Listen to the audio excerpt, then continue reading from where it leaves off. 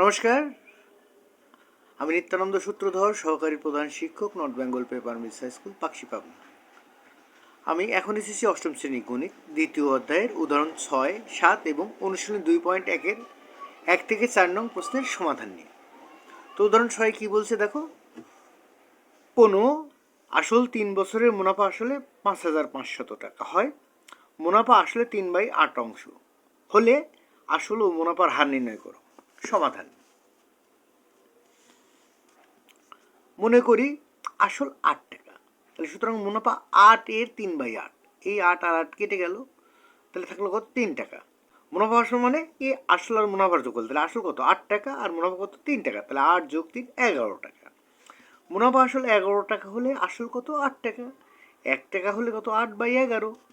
আর 5,500 টাকা হলে 8 গুণন 5,500/11। 11 দিয়ে 5,500 কাটলে 5 11 55, এই শূন্য আর এই শূন্য, তাহলে 8 দিয়ে 500 গুণ করলে 4,000 টাকা। তাহলে মুনাফা সমান মুনাফা আসল বিয়োগ আসল, মুনাফা আসল কত? 5,500 টাকা বিয়োগ আসল কত? 4,000 টাকা, সমান কত? 1,500 টাকা। তাহলে এখানে আসল ইজিক্যাল টু 4,000 টাকা, মুনাফা আই ইজিক্যাল টু 1,500 টাকা, সময় এন ইজিক্যাল টু 3 বছর, মুনাফার হার আর ইজিক্যাল টু হোয়াট? আমরা জানি পি আর এন সমান আই, তাহলে বা R is equal to I by P N সমান আই সমান 1,500 তো ডিভাইডেড বাই পি সমান 4,000, আর গুণন এন সমান কত? 3। তাহলে 1,500 ডিভাইডেড বাই 4,000 গুণন 3 গুণন 100/100, আমরা পার্সেন্টেজ আনার জন্য 100/100 দ্বারা গুণ করলাম, আর উপরে 100-কে কাটবো কিন্তু নিচের 100-কে কাটবো না। দেখো এই শূন্য এই শূন্য এই শূন্য এই শূন্য কেটে গেল, এই শূন্য আর এই শূন্য কাটলো। এখন 3 দিয়ে 150 কাটলে 3 50 150, এখন 4-এ কাটবো 2 দিয়ে 2 2 4, আর 50 25 দিয়ে কাটবো, তাহলে 25 2 50 থাকলো কি? 25/2 গুণন 1/100। এই 1/100 মানেই হচ্ছে পার্সেন্টেজ, তাহলে 25/2 মানে 12.5, আর এই 1/100 মানে পার্সেন্টেজ ছিল। উত্তর আসল 4,000 টাকা ও মুনাফার হার 12.5%। উদাহরণ 7 কি বলছে দেখো, বার্ষিক 12% মুনাফায় কত বছরে 10,000 টাকার মুনাফা 4,800 টাকা হবে? সমাধান। দেওয়া আছে মুনাফার হার আর ইজিক্যাল টু 12% সমান 12/100, মূলধন পি ইজিক্যাল টু 10,000 টাকা, মুনাফা আই ইজিক্যাল টু 4,800 টাকা, সময় এন ইজিক্যাল টু হোয়াট? আমরা জানি P R N is equal to I, তাহলে এন সমান কি? I by P R, I by P R. তাহলে এখানে আই সমান কত? 4,800, পি সমান কত? 10,000, গুণন আর সমান কত? 12/100।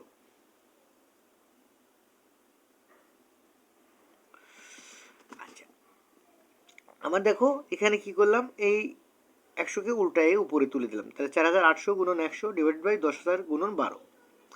এখন দেখো এই শূন্য এই শূন্য এই শূন্য এই শূন্য কেটে গেল, এই শূন্য এই শূন্য এই শূন্য এই শূন্য কেটে গেল, 12 দিয়ে 48 কাটছে, 4 12 48, 4। তাহলে এখানে সমান 4 বছর, উত্তর 4 বছর।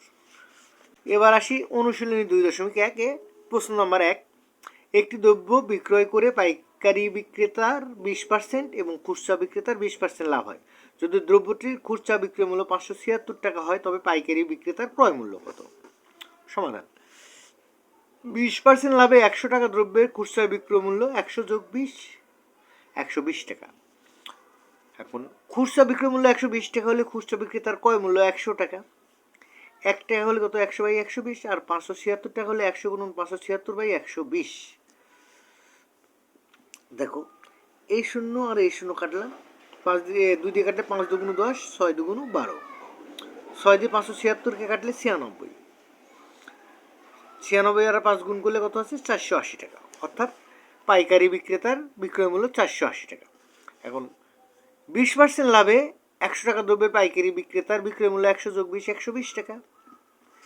পাইকারি বিক্রেতার বিক্রয় মূল্য 120 টাকা হলে তার ক্রয় মূল্য কত? 100 টাকা। পাইকারি বিক্রেতার বিক্রয় মূল্য 1 টাকা হলে 100/120, আর পাইকারি বিক্রেতার বিক্রয় মূল্য 480 টাকা হলে 100 গুণ 480/120। এই শূন্য এই শূন্য, 12 দিয়ে 48 কাটলে 4 12 48, 4 দিয়ে 100 গুণ করলে কত? 400 টাকা। উত্তর পাইকারি বিক্রেতার ক্রয় মূল্য 400 টাকা। এবার প্রশ্ন 2 দেখো, একজন দোকানদার কিছু ডাল 2,375 টাকায় বিক্রয় করায় 5% ক্ষতি হলো। ওই ডাল কত টাকায় বিক্রি করলে তার 6% লাভ হবে। মনে করি ডালের ক্রয় মূল্য 100 টাকা, তাহলে 5% ক্ষতিতে বিক্রয় মূল্য 100 বিয়োগ 5 95 টাকা। আবার 6% লাভে বিক্রয় মূল্য 100 যোগ 6 106 টাকা। এখানে দেখো তার মানে 95 টাকার ডাল বিক্রয় করতে হবে কত টাকায়? 106 টাকা। অর্থাৎ 95 টাকার ডাল বিক্রয় করতে হবে 106 টাকায়। 1 টাকার ডাল বিক্রয় করতে হবে 106/95 টাকায়। 2375 টাকার ডাল বিক্রয় করতে হবে 106 গুণন 2375 ডিভাইড বাই 95। 5 দিয়ে 95 কাটলে 5 1995, আর 2375 কাটলে 475। এই 19 দিয়ে 475কে কাটলে 25 বার যায়, তাহলে 25 আর 106 গুণ করলে 2650। বিক্রয় মূল্য 2650 টাকা। প্রশ্ন 3, 30 টাকায় 10টি দরে ও 15টি দরে সমান সংখ্যক কলা ক্রয় করে সবগুলো কলা 30 টাকায় 12টি দরে বিক্রয় করলে শতকরা কত লাভ বা ক্ষতি হবে? 10টি কলার ক্রয় মূল্য কত? 30 টাকা। 10টি কলার ক্রয় মূল্য 30 টাকা। একটি কলার ক্রয় মূল্য 30/10, আর 15টি কলার ক্রয় মূল্য 30 গুণন 15/10, 10 দিয়ে 30 কাটলে 3 3 15 45 টাকা। তাহলে এখানে কয়টার দাম আসলো? 15টার। আর আছে কত? 15টার। তাহলে 15 যোগ 15, 30টার কলার ক্রয় মূল্য কত? 45 টাকা যোগ 30 টাকা, 75 টাকা। তাহলে একটা কলার ক্রয় মূল্য 75/30 টাকা। আর বিক্রি করেছে কয়টা? 12টা। তাহলে 12টা কলার ক্রয় মূল্য 75 গুণন 12/30।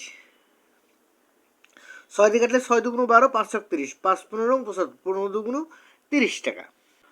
আবার 12টি কলার বিক্রয় মূল্য সমান 30 টাকা। এখানে ক্রয় মূল্য সমান বিক্রয় মূল্য, সুতরাং লাভ বা ক্ষতি কিছুই হবে না। প্রশ্ন 4, বার্ষিক মুনাফার হার 10.50 টাকা হলে 2000 টাকার 5 বছরের মুনাফা কত? 2000 টাকার 5 বছরের মুনাফা কত? সমাধান দেওয়া আছে। মুনাফার হার R is equal to 10.50%, 10.50 divide by 100।